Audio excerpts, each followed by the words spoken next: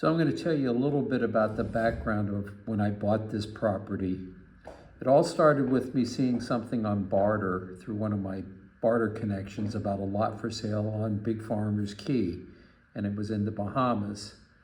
So I contacted the guy. He said he'd never been there, gave me the information he had, and I decided to fly down. So I flew down to the Bahamas, and we're in the southern part.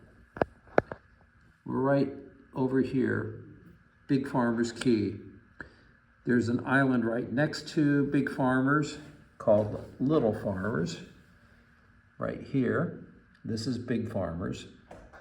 And when I came down, it ended up the lot I was interested in was on the rough side of the island where the waves come in. It was all rocky, couldn't be built. But somebody gave me a map, and this is still the map that I have today.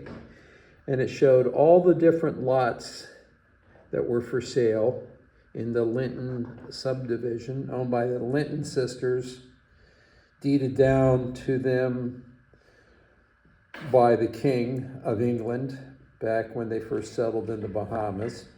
And I walked all around over a couple of days while I was down here, and I ended up picking lot 65 right here.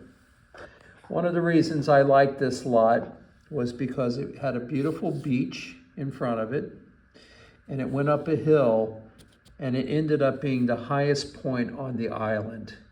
And when I was up on top, even without anything built, I could look around and have a 360 view. And I decided, well, I got beachfront and I got hilltop. That sounds good to me. And they wanted $25,000. I paid $20,000 for it. They took it, and I bought it back in 2000. So then I had it surveyed.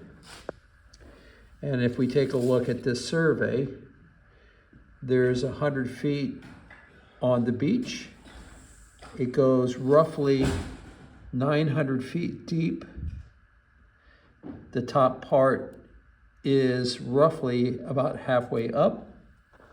I think it's about 120 feet above sea level at the top.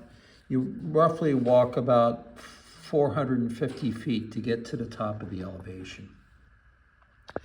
And so once I had my property surveyed, they dropped in markers, which are still around. They're a little hard to find sometimes, but they put in cement markers. And then I was down to deciding what I was going to do. Down here was a rocky point that came out. And so I decided that that would be a perfect place for me to build a dock. So the first thing I did for development was I had a dock built there. And my good friend Terry Bain, who lives down here, got some Bahamians. He acted as the contractor, hired the Bahamians, and we built a dock, which is still here today. We use all the time.